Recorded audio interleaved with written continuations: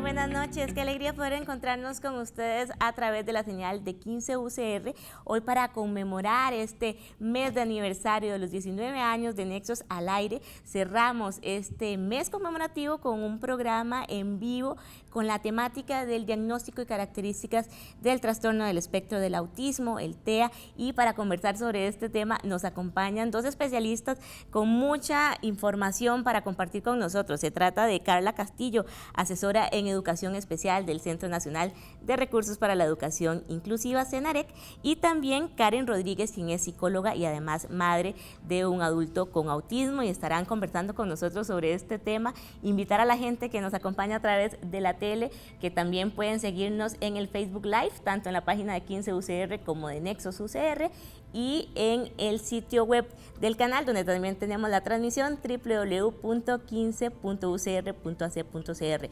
Si tiene dudas, de una vez entre al Facebook del programa Nexos UCR y déjenos ahí sus consultas para nuestras invitadas. Bienvenidas y muchas gracias por acompañarnos, Karen y Carla. Gracias. Y para comenzar, Karen, ¿qué podríamos decir que es el autismo, verdad? Existen confusiones sobre cuál es el concepto o la definición sobre el autismo y qué es y qué no es autismo. Claro.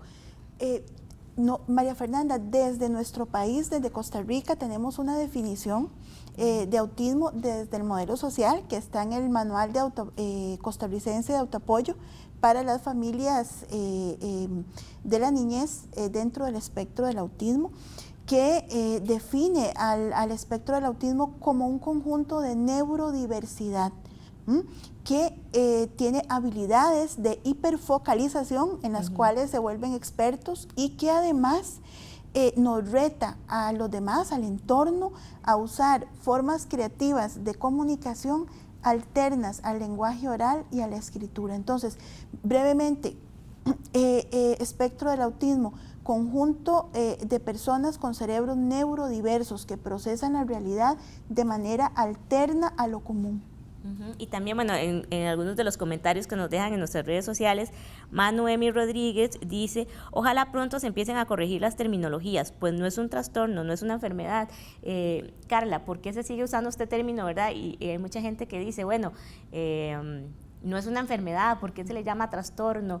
Porque hay personas con autismo tan diversas, ¿verdad?, entre sí. Sí, bueno, esta diversidad, lo que es más relevante en realidad es el espectro, y que a mí esa palabra me encanta, porque en el espectro, como hay gente que está hacia un lado del espectro, puede estar hacia el otro lado del espectro. Entonces tenemos chicos, por ejemplo, en el área de comunicación, de lo que estaba hablando Karen ahora, hay unos que hablan y hay otros que usan un sistema de comunicación alternativo y aumentativo, ¿verdad? Igual en la parte de socialización, como hay unos que tienen más habilidades para relacionarse con los demás, hay otros que no tienen tantas y requieren más apoyos para esta área, ¿verdad? Igualmente en la parte sensorial. Entonces, esa es la importancia que tiene el tema del espectro.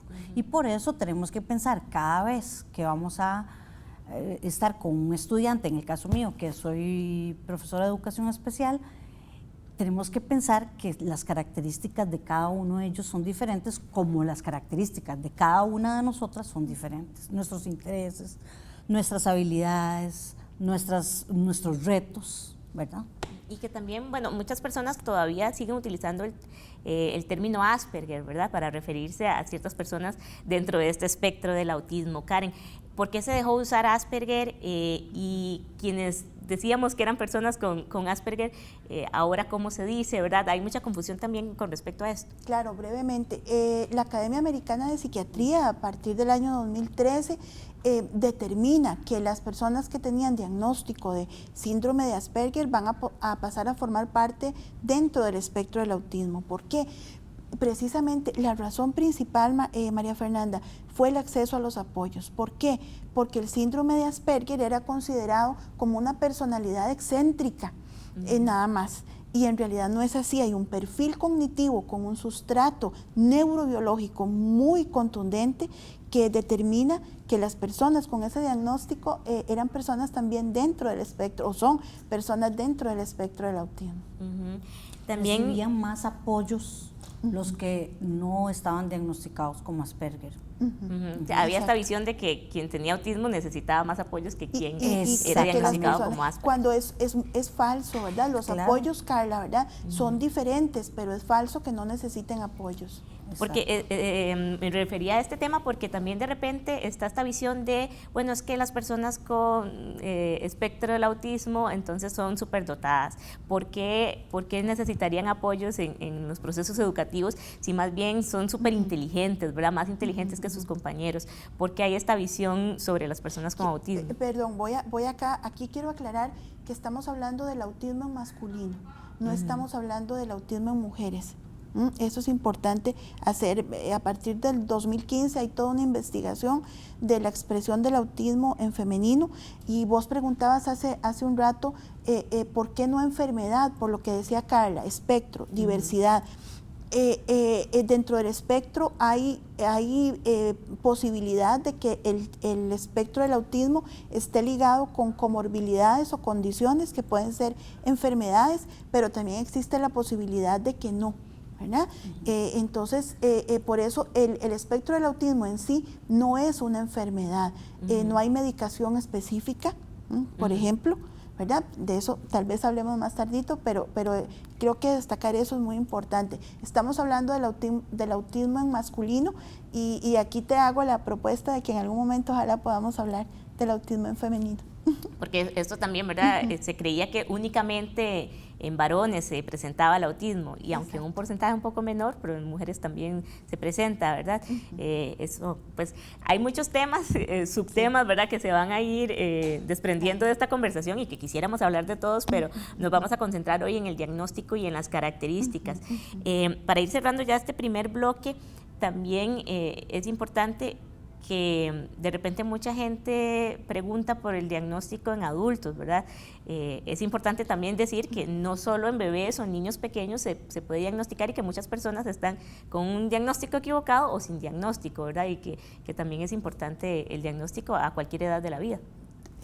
Sí, y una cosa importante ahí es que sí se puede hacer el diagnóstico tardío, obviamente. Hay muchos padres de familia que cuando van con su hijo o hija salen diagnosticados, ¿verdad? Una vez que fueron a la cita, porque así sucede. Pero las características de esa persona deben haber sido desde pequeños, ¿verdad? Eso sí. Sí, no es que lo desarrolló en la vida adulta, sino que no se le diagnosticó, pero ¿verdad? Como dijo Carla, repito, al ser espectro, entonces depende mucho de las fortalezas cognitivas de esa persona. Cuanto más tarde se diagnostique la condición, es que la persona ha logrado compensar, el término correcto es compensación cognitiva, ha logrado compensar y pasar a través de las etapas del sistema educativo camuflados, ¿verdad? O camufladas.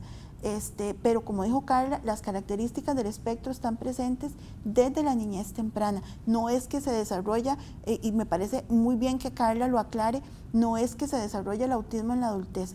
Está presente, pero se camufla con habilidades aprendidas, y eso lo dice el DSM-5, ¿verdad? Se camufla gracias a habilidades aprendidas. Y así es, y justamente, claro, y ¿verdad? justamente vamos a hablar en el siguiente bloque sobre el diagnóstico y las señales también tempranas para los padres y madres de familia que nos están acompañando. Pero como les contaba, estamos en el mes de conmemoración de los 19 años de Nexos al Aire, siendo el programa dedicado a la inclusión de las personas con discapacidad y personas adultas mayores.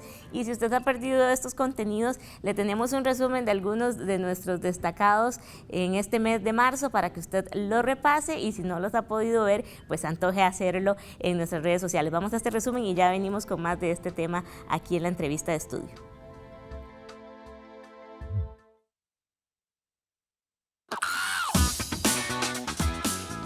En este mes de 19 aniversario, Nexos celebró a lo grande con un relanzamiento gráfico y de contenidos. Como parte del relanzamiento del programa, le presentamos a nuevos rostros que se unen al equipo de Nexos. Le contamos nuestros contenidos destacados del mes de marzo. Mitad y mitad nos cuenta las experiencias y particularidades de la convivencia de pareja entre una persona sorda y una oyente. También nos habla sobre cultura sorda y lengua de señas. Mediante el rinconcito inclusivo, Alexa Torres nos enseña a hacer publicaciones accesibles en redes sociales y sitios web. Además, nos presenta plataformas y aplicaciones que aportan a la accesibilidad en Internet. Popa, Steven y Pochet son jugadores de tenis en silla de ruedas y nos cuentan sobre sus experiencias como deportistas con discapacidad. Para aprender más sobre el paradeporte, también le presentamos las reglas y particularidades de la esgrima en silla de ruedas y de bochas. En Butaca 15 le recomendamos el documental El Agente Topo y nuestra estrella del mes fue Lauren Ridloff, actriz sorda. Juanma nos enseñó ejercicios inclusivos para estar en movimiento. En entrevista analizamos las propuestas sobre discapacidad de los candidatos a la segunda ronda de elecciones por la presidencia de la República. También le contamos sobre la labor de ACIDown en la conmemoración del Día Mundial del Síndrome de Down. Para que no se pierda ni un detalle de todas las novedades que le hemos presentado, visite nuestras redes sociales. En Facebook, Instagram y YouTube encuentra estos y otros contenidos.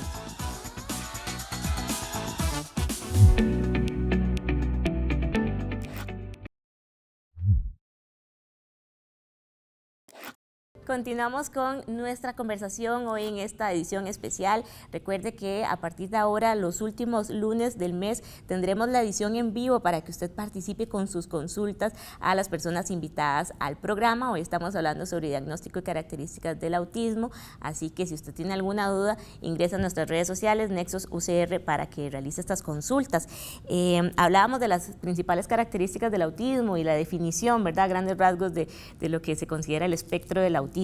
Nos preguntan aquí en redes sociales, por ejemplo, María Esther Madrigal Leandro, ya siendo un adulto, ¿cómo se puede autoevaluar el autismo? ¿Quién puede dar el diagnóstico? ¿Y cuáles son las evaluaciones que se realizan en adultos? Y también nos pregunta sobre este mismo tema Katia Fernández Fallas. Por favor, quisiera que tocaran el tema del diagnóstico en adolescentes y adultos. Lo mencionamos brevemente en el primer bloque de la entrevista, que el diagnóstico puede ocurrir en cualquier etapa de la vida, ¿verdad? Lo ideal es que sea a edades tempranas. Por aquí preguntaban de autoevaluar. Yo quisiera que enfocáramos en que el diagnóstico no debería ser, la misma persona no es quien evalúa esto. ¿Quiénes son los profesionales que deben hacerlo? Bueno, María Fernanda, cuando es en el caso de personas adultas, y sé que nos interesa hablar de la primera infancia, ya vamos a eso, en personas adultas se habla de autorregistro, no de autoevaluación, como vos decís, muy bien lo decís, sino de autorregistro. La persona correcta sería un profesional médico, psiquiatra generalmente, ya no neurodesarrollista, ¿verdad?, sino una persona que va a valorar la presencia de las características a lo largo de la historia de la persona y va a poder determinar si sus características corresponden a un perfil cognitivo dentro del espectro del autismo o a otra condición. Por eso es tan importante el diagnóstico médico, ¿verdad? ¿Por qué? Porque el espectro del autismo no es un trastorno psicológico, no es un trastorno de aprendizaje y no es un trastorno emocional. Entonces, es una alteración del desarrollo cerebral que se expresa en un patrón alterno de desarrollo precisamente a lo largo de la vida, ¿verdad? Entonces, un profesional médico va a poder determinar precisamente ese patrón y la presencia de ese patrón en la persona. Pero en las personas adultas generalmente son ellas quienes buscan y hay que hacer una entrevista exhaustiva. Hay pruebas que no detectan a las personas adultas. La prueba ADOS o la prueba ADR, no detecta personas adultas con alto funcionamiento cognitivo. Entonces, muchas de ellas no son diagnosticadas porque estas pruebas no las detectan. Y también, ¿cuál sería más bien la edad más recomendada o a partir de cuándo puedo, como padre o madre de familia, empezar a determinar ciertas señales en el desarrollo, en la conducta de mis hijos para acudir, ¿verdad?, a personal especializado a buscar este diagnóstico? ¿Qué indicadores podríamos tener? Yo diría que cuanto antes mejor.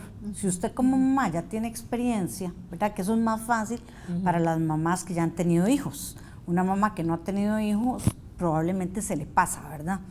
Pero lo ideal sería, apenas ella empieza a detectar que no hay contacto visual, por ejemplo, que es muy común en el bebé, y la mamá que haya aquella conexión, que se derriten, ¿verdad? Si no está esa conexión y ya la mamá dice, uy, me siento algo extraño, mejor acudir, no sobra, ¿verdad? No sobra hacer la consulta, diría yo. Y no sé si desde el tamizaje neonatal, ¿verdad? Si hay algunas pruebas que se deberían estar haciendo por parte del personal médico para estar atentos también. Bueno, es que como dijo Carla dijo algo importantísimo, voy a subrayarlo, porque hay que subrayarlo. No conocemos cómo es el desarrollo común del ser humano, o sea, cuando uno es mamá primeriza, no lo conoce, entonces le dicen, ahorita habla, no se preocupe, ¿verdad? Entonces, lo primero es que se informe a las familias de la Caja Costarricense del Seguro Social sobre el desarrollo, el patrón común del desarrollo, para que las madres puedan detectar cuando hay una alteración de ese patrón común del desarrollo, ¿verdad? Pero sí hay no hay prueba biológica, María Fernanda, no hay marcadores biológicos, ¿verdad, Carla? Que nos digan, aquí está en sangre o en orina, o no existen. Entonces tenemos que volvernos observadores expertos. Hay 3 conductas en las que podemos realizar esa observación: llanto, sueño y alimentación. Excesivo llanto o no, o por el contrario, no llanto. Alimentación, selectividad bastante grande, ¿verdad? No prueban alimentos, hay alimentos que no van a comer. Y el sueño también, esas 3, el llanto, la alimentación y el sueño, son las primeras consultas pediátricas que hacen las familias, ¿verdad? Ahí es donde empezamos a detectar alteraciones. Sí, y después un poquito más grandecitos, que uno esperaría que ya a los 6 meses hayan ciertas vocalizaciones, y de ahí en adelante, obviamente, si ya al año, el chico ya al año tiene que decir palabras sueltas, ¿verdad? Mamá, agua, deme, no, cosas como estas. Si ese lenguaje no ha salido, eso es una alerta muy importante que le dice a uno, ¿verdad? Y hay que verlo. Ahora, a veces pasa mucho lo que dice Karen, ¿verdad? Dele un poquito de tiempo, es un asunto de madurez. Y si uno ve que ese médico no le hace caso, acuda a otro, pida en la consulta, en Levice o donde sea, que le cambien al médico, porque si uno está viendo cosas diferentes, porque hay mamás que aunque no tengan experiencia, son muy buenas observando otros chicos, casi siempre en todas las familias, que la otra hermana tuvo un bebé cerca de la misma etapa, entonces uno ve cositas, ¿verdad? En esos casos es cuando podríamos decir que la comparación puede ayudar, ¿verdad? Porque puede ayudar, bueno, no comparemos a nuestros hijos, pero puede ayudarnos a estar atentos. A ver más o menos cómo es el asunto, y entonces es mejor consultar siempre, y si no, pues no. Exacto. Por el asunto de los apoyos, ¿verdad? Porque no es tanto lo importante tener la etiqueta, tengo TEA, no, eso no es lo más importante. Lo importante son los apoyos que requieren para salir adelante, ¿verdad? Que si no está comunicándose, entonces va a ser berrinches, si no se puede dormir porque tiene una alteración del sueño, es una dificultad para toda la familia. Claro, es para comprender la situación, ¿verdad? Y a la persona. Y apoyarla para salir adelante, ¿verdad? Así es, y bueno, también recordarles que estamos en vivo a través de la señal de 15 UCR, también en el sitio web y en el Facebook Live, tanto de 15 UCR como de Nexos UCR. Usted puede ser que nos esté acompañando en algunas de las retransmisiones que haremos, tanto en 15 UCR como en 13 Costa Rica Televisión. Si este es el caso, recuerde que puede ingresar también a nuestras redes sociales y continuar ahí con esta conversación. Y ahora le vamos a presentar un video también de resumen, pero en este caso de los mejores contenidos sobre personas adultas mayores que le hemos mostrado en este mes de relanzamiento por el 19 aniversario de Nexos, siendo el programa que promueve la inclusión de las personas con discapacidad y personas adultas mayores. Así que le invitamos a que lo vea, se antoje y lo comparta con más personas para así difundir lo más que se pueda el mensaje de la inclusión.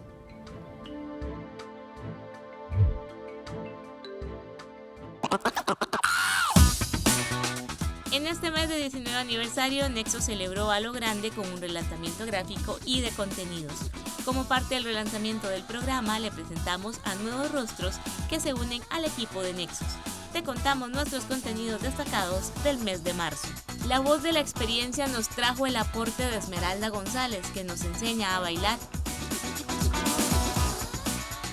Conocimos la historia de Palabras Mayores de Arabella Salaverry, actriz, escritora y gestora cultural, Premio Nacional de Cultura Magón.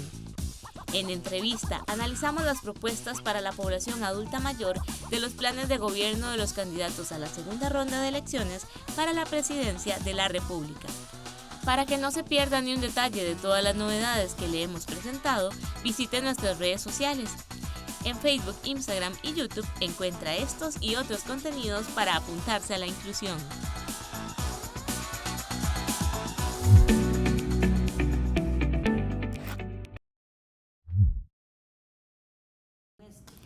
Continuamos conversando sobre el diagnóstico y las características del autismo en esta nuestra primera edición en vivo. Recuerde que a partir de ahora, los últimos lunes del mes, vamos a estar conversando totalmente en vivo para que usted se una a la conversación y realice las consultas que tenga sobre este tema. Y veníamos hablando del diagnóstico, pero también es muy importante, una vez que se tiene el diagnóstico, ¿qué hay que hacer? ¿Cuáles son los pasos a seguir? ¿Verdad? Esto también es muy importante y tal vez Carla nos puede hablar de esto, porque también el Estado brinda opciones para que se dé el acompañamiento y se reciban los apoyos requeridos, bueno, en el caso de niños y de adultos también.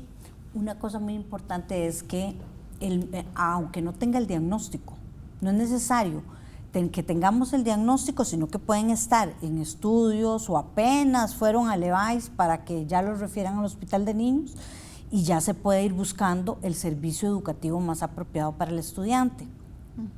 Y entonces ahí lo importante es buscar a la asesora de educación especial de alguna de las 27 direcciones regionales. Entonces, si yo vivo en Sabanilla, que es el caso mío, entonces voy donde la de San José Norte, ¿verdad? Con mucho gusto, nosotros en el Senarec les podemos mandar esa información, la gente nos dice de dónde viven y nosotros con mucho gusto les mandamos el contacto de las asesoras de educación especial de las 27 direcciones regionales y ellas revisan en su región qué servicios tienen, ¿verdad? Que podría ser el servicio de 0 a 6 años para niños y niñas con riesgo en el desarrollo o discapacidad, o podría ser un centro de enseñanza especial, ¿verdad? Dependiendo del momento en el que se está de cómo está ese niño en ese momento. Y es muy importante esto que menciona Carla. Hace unas semanas estuvimos aquí abordando este tema sobre el servicio educativo para niños de los 0 a 6 años con riesgo en el desarrollo o con discapacidad. También puede repasarlo en el canal de YouTube del programa Nexos UCR para que también ahí evacúe las dudas sobre este servicio y que es muy importante, ¿verdad? Como usted lo decía, desde los 0 años, porque tenemos esta visión de que la edad escolar es a partir de los 4 o 5 años, ¿verdad? Pero en estos casos, entre antes se haga, pues mejores los resultados. También, Karen, hay como muchas opciones, ya una vez que se tiene el diagnóstico, que se está en busca de ¿verdad? Servicios de apoyo o procesos de diagnóstico, ¿verdad? En el sector privado, que de repente pueden ser engañosos y pueden hacer que las familias inviertan muchos recursos económicos, tiempo y demás, y que tal vez no son los recomendados o que no son los recomendados del todo, ¿verdad? Porque no son los profesionales apropiados o no son los procedimientos que hay que hacer. ¿Cómo orientar a las familias que están en este proceso para que no se embarquen, ¿verdad? Como decimos los ticos. Claro. Bueno, como dijimos antes y como Senarec también en su documentación, Senarec tiene toda una revista, Mi Vida con TEA, ¿verdad? Donde se habla de este tema. El diagnóstico debe ser un diagnóstico médico. Carla acaba de mencionar a Hospital de Niños. Es difícil, sí, muchas veces se tarda más, ¿verdad? En que nos den la cita, pero va a ser un diagnóstico más certero, más confiable, y la familia va a quedar, digamos, más tranquila. Sí, en el país se lucra con los diagnósticos, de autismo. Hay que tener cuidado que el profesional sea médico y entrenado para eso. El diagnóstico no lo deben hacer profesionales en psicología, no lo deben hacer profesionales de otras áreas educativas, debe hacerlo un profesional médico. Insisto muchísimo en eso por las comorbilidades, María Fernanda, porque una prueba que solo detecta características del TEA no va a estar detectando las comorbilidades que muy probablemente sí están asociadas en ese niño o niña y que van a estar alterando ese patrón de desarrollo. Entonces, no todo lo que vemos en nuestros hijos y nuestras hijas pertenece al TEA. Puede pertenecer a otras condiciones. Claro, y también, bueno, aquí otra consulta, Clara Lilian Fernández nos pregunta que dice que le gustaría información sobre conductas disruptivas en niños, ¿verdad?, con TEA, implicaciones y abordaje, más que todo hablando de cuáles medidas correctivas son válidas, ¿verdad?, cuando tienen una conducta, ¿verdad?, asociada, ¿verdad?, o si, bueno, ella nos dice que para un niño que incurrió en una conducta por no estar medicado, por espera de limpiar el organismo para buscar otra opción, dice ella, y cabe poner una boleta por falta gravísima, aunque se había llamado a la madre en el mismo momento, pero esto detonó más al niño. No sé si se trata de una docente, ¿verdad? Nosotros tenemos varios programas en el Cafecito Inclusivo que tenemos los jueves a las 10 de la mañana. Hay varios programas sobre apoyo conductual positivo. Y con mucho gusto, si me escribe, ¿verdad?, al CENAREC o nos llama, la podemos orientar específicamente con esa consulta tan específica, puntual, claro, ¿verdad? Pero en términos generales tenemos que recordar la anticipación, la estructuración, que aquí tenemos algunas agendas, eso se sale un poquito de la edad, ¿verdad?, que habíamos pensado, porque estábamos pensando en más pequeñitos, pero estas cosas como la anticipación nos pueden ayudar a que ellos estén más seguros, se sientan más seguros donde están. Igual la parte de integración sensorial, si no están resueltos los asuntos sensoriales, el ruido, la luz, dependiendo, ¿verdad?, como decíamos, del espectro precisamente, entonces tenemos que ver esas áreas para ver qué es lo que está pasando. También muchas veces la parte de comunicación, si en vez de explotar puedo pedir ayuda o puedo pedir un descanso, eso va haciendo una diferencia en esas conductas. Pero en el apoyo conductual positivo es un abordaje muy bonito, porque es un abordaje para ser una mejor persona, digamos, crecer como ser humano en todas las áreas. Cuando estás más realizado como ser humano, tienes una conducta adaptativa más acorde con el lugar donde estás, ¿verdad? Y ya para ir cerrando, quería, Karen, como para cerrar, porque lastimosamente, bueno, quisiéramos hablar montones, pero se nos acaba el tiempo. También como un llamado al resto de la sociedad, no solo a las familias de las personas con autismo, de los niños con autismo, ¿verdad?, de esto que hablábamos, a ser más comprensivos, a informarnos, ¿verdad? No necesariamente porque nuestro hijo o nuestra hija no tiene autismo, no debemos informarnos sobre esto. Y para aquellas personas que siguen viendo, es que este es un niño, es un malcriado, es un berrinchudo, este niño es violento, ve a esa mamá, no educa a este chiquito en el supermercado. Entonces, para esta idea de cierre, ¿verdad?, a partir de su experiencia profesional y también personal como mamá, ¿qué llamado hace a estas personas, ¿verdad?, que no estamos de repente en contacto directo con una persona con autismo? Gracias al autismo, María Fernanda, el desarrollo general del ser humano ha podido comprenderse mejor. Eso no se dice con frecuencia. Para comprender el autismo hay que ahondar profundamente en el desarrollo emocional, neurobiológico del ser humano. Es importante la buena intención, pero más que la buena intención es el conocimiento y la capacitación.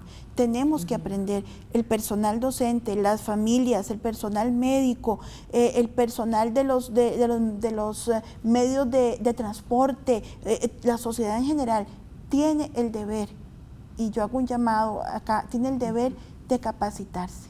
Así con es. respecto al autismo. Y les agradezco muchísimo que nos hayan acompañado. Quedaron muchas preguntas que se salían un poquito del tema que vamos a abordar, por supuesto, más adelante aquí en el programa, y recordarles que el 2 de abril es el Día Mundial de Concientización sobre el Autismo, entonces es un excelente momento para acudir a este llamado que hace Karen a informarnos para poder aportar a la inclusión de todas las personas. Les agradecemos muchísimo que nos hayan acompañado, también a las invitadas, y recordarles que el Centro Nacional de Recursos para la Educación Inclusiva tiene diversas publicaciones sobre autismo que puede apoyar a las familias que tengan dudas, a los docentes y pues a la sociedad en general. Muchas gracias por acompañarnos. Recuerde que cada semana nos encontramos con una nueva edición de Nexos para apuntarnos a la inclusión. Hasta la próxima.